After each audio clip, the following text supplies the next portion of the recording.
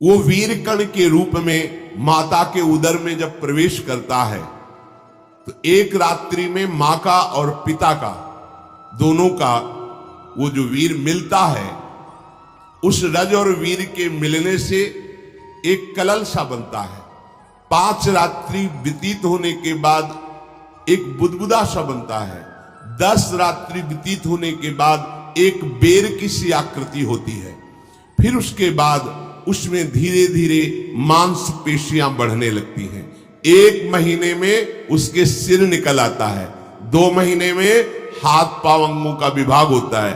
तीसरे महीने में नख, रोम, अस्थि, चर्म, स्त्री पुरुष के चिन्ह प्रकट हो जाते हैं। 4 महीने में मांसादि 7 धातुएं प्रकट हो जाती है। 5वें महीने में चेतना जागृत हो जाती है। जैसे अपने चेतना, ऐसे 5वें महीने में गर्भस्थ शिशु की चेतना जागृत हो गई। जीव है पर चेतना 5 महीने बाद मां के गर्भ में जागृत। अब उसे भूख लगती है, प्यास लगती है, वहां की तापमयी जलन, पीड़ा, छोटे छोटे कीड़ों के द्वारा काटना, 6ठे मास में झिल्ली से लपटा हुआ मां की दाहिनी कोख में कीड़े की तरह तड़पता है।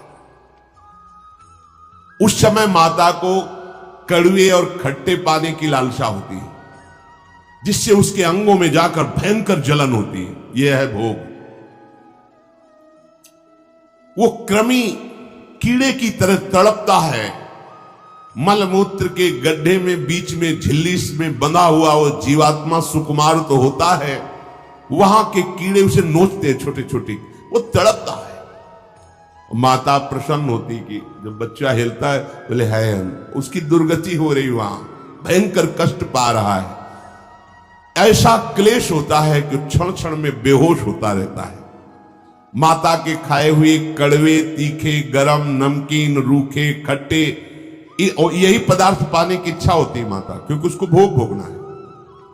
उसके कोमल शरीर में भयानक पीड़ा होती जब माता ऐसे पदार्थ खाती है। गर्भाशय की झिल्ली में लिपटा हुआ, आंतों और मलमूत्र से घिरा हुआ सिर, पेट की और पीठ और गर्दन, ये कुंडलाकार, ऐसे कंकण जैसा, ऐसी आकृति गर्भस्थ शिशु की होती है। पिंजड़े में बंद पक्षी के समान पराधीन, ना तो वो हिलडुल सकता है ना बोल सकता है, बड़ा असमर्थ दुख को भोग रहा है। चेतना पूरी है। इसी समय भगवान द्रवित होकर उसे ज्ञान देते हैं, गर्भस्थ शिशु को, सबको। जे उसे ज्ञान होता है तो सैकड़ों जन्म के कुकर्मों से याद आते हैं, सैकड़ों जन्म के। ओहो, ये मेरे कर्म का ही फल, मैंने ऐसे कर्म किए इसलिए दुख भोग रहा हूं। बेचैन हो जाता है, कैसे निपट पाऊंगा, सैकड़ों जन्म के कर्म जमा है। अब महान अशांति उसके हृदय में, उस शरीर में भयंकर पीड़ा। कुंडलाकार शरीर है, हिल भी नहीं सकता है, बस कीड़े काटते, बड़ी तड़पन, बड़ी जलन, भूख प्यास की जलन। अब एक और भयानक जलन हुई, उसे स्मरण हो जाता है कई जन्मों के, सैकड़ों जन्मों के पाप कर्मों का। 7वां महीना आरंभ हुआ कि ज्ञान का उन्मेष हो गया। अब प्रसूति वायु उसे चला रही है, तड़पता है वो।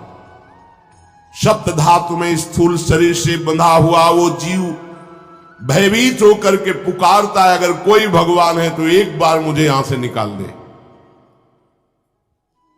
वो विनय करता है भगवान से,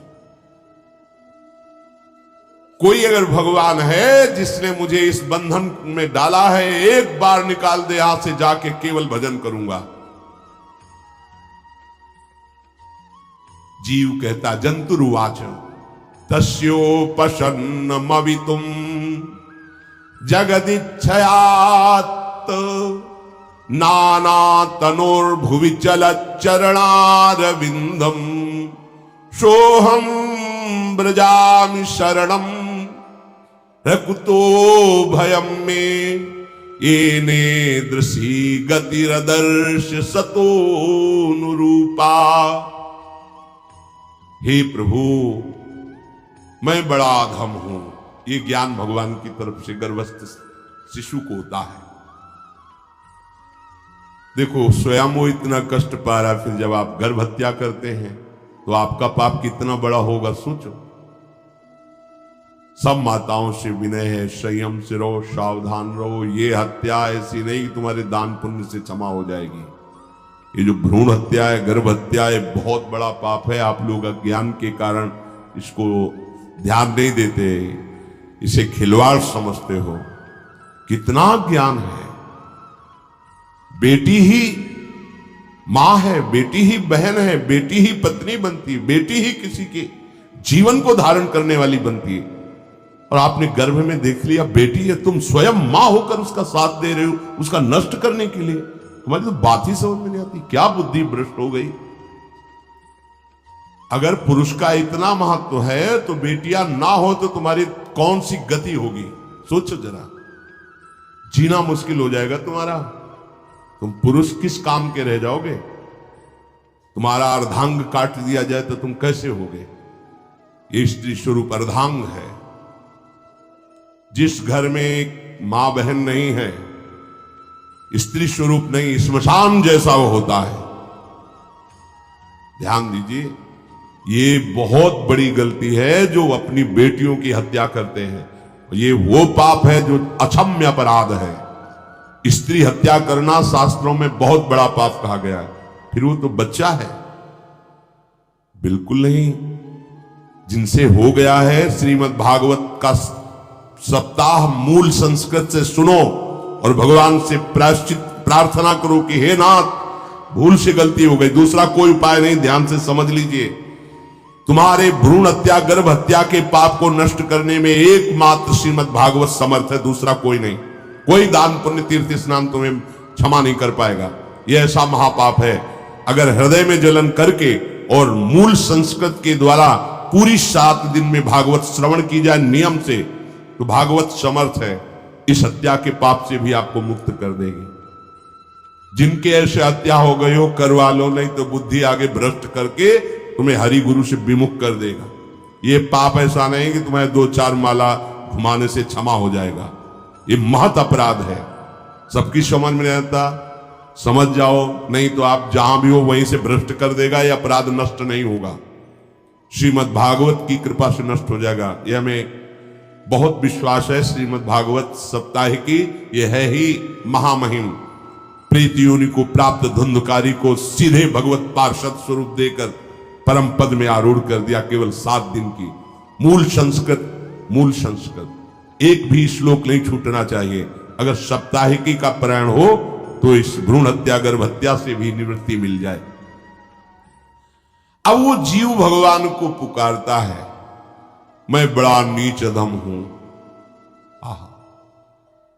भगवान, आपने जो मुझे गति दिखाई है तो मेरे कर्म के अनुसार ही है, आपका इसमें कोई दोष नहीं। हम लोग जब कष्ट भोगते तो भगवान से कहते हैं हमने तुम्हारा क्या बिगाड़ा। भगवान ने नहीं बिगाड़ा, तू खुद देख क्या बिगाड़ लिया अपना। करो पापाचरण।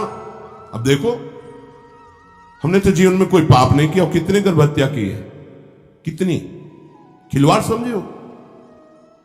ये बिल्कुल भयावह चीज है, आप लोगों को नहीं। हम बार बार इसीलिए कह रहे कि भयावह वस्तु है, तुम्हें बहुत ऊंचाई से घसीट के भ्रष्ट कर देगी। बहुत होश में हो, भूल के कभी ऐसा न करना जहां तक हमारी आवाज पहुंचे, जहां तक सुनाई दे। गर्भ हत्या मत करना, संयम से रहो। इस तरह का व्यवहार मत करो कि तुम्हारा मनुष्य जन्म ही व्यर्थ चला जाए। इसमें तीनों को बराबर दंड मिलेगा। गर्भ हत्या कराने वाला, गर्भ हत्या की प्रेरणा देने वाला और गर्भ हत्या में सहयोग देने वाला, जो औषधि डॉक्टर या जो भी, तीनों को दुर्गति होगी। माता पिता प्रेरक और कर्ता। ऐसा नहीं कि आप डॉक्टर हो तो आपको गर्भ हत्या करने का अधिकार नहीं। आप डॉक्टर हो दूसरे के शरीर को स्वस्थ करके निरोग करने के लिए, हत्या करने के लिए नहीं। कोई भी हमारा संविधान ऐसा आदेश नहीं करता कि आप गर्भ हत्या कर दो। ना भागवतिक और ना भारतीय संविधान ऐसा संविधान आदेश नहीं करता।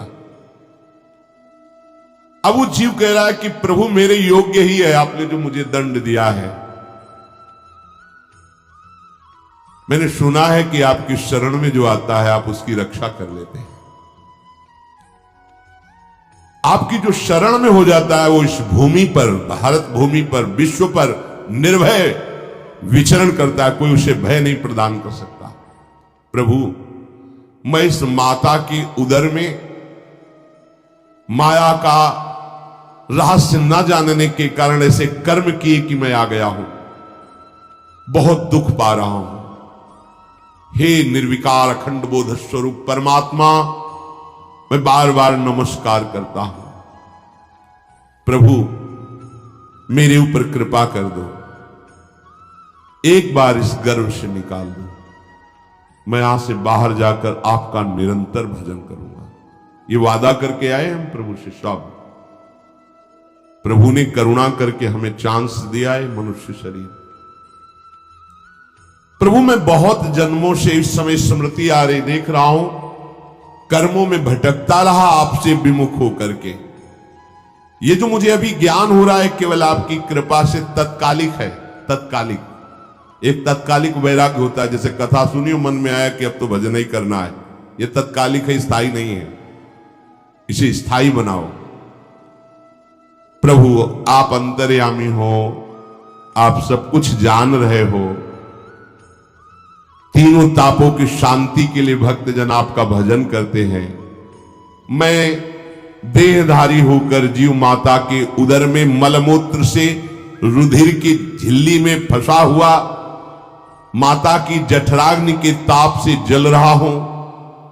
प्रभु, एक एक क्षण में यहां विकल होकर केवल इंतजार कर रहा हूं कि किस समय मुझे यहां से निकाला जाएगा। दीन बंधु, यहां से कब मैं निकलूंगा। स्वामिन, आप बड़े दयालु हो। आप जैसे उदार प्रभु ने मुझ गर्भस्थ शिशु को ये ज्ञान दिया। हे दीन बंधु, आप अपनी कृपा से प्रसन्न हो जाइए। प्रभु, एक बार निकाल दीजिए, मैं ऐसा भजन करूंगा कि दोबारा संसार के दुख में नहीं आऊंगा। कपिल भगवान कहते हैं, हे माता, वो गर्भस्थ बालक शिशु भगवान से प्रार्थना करता है, भगवान का आदेश होता है, तत्काल प्रसव वायु धक्का मारती है। जे ही प्रसव वायु धक्का मारती तो उसको ऐसा भयंकर कष्ट होता है, जैसा पीछे लिखा है कि जैसे जिंदा किसी की चमड़ी उतारी जाए, ऐसा मां के गर्भ से निकलते समय उसे कष्ट होता है। वो अत्यंत कष्ट से व्याकुल होता है, उसी समय उसका वो ज्ञान नष्ट हो जाता है जो भगवान ने दिया था।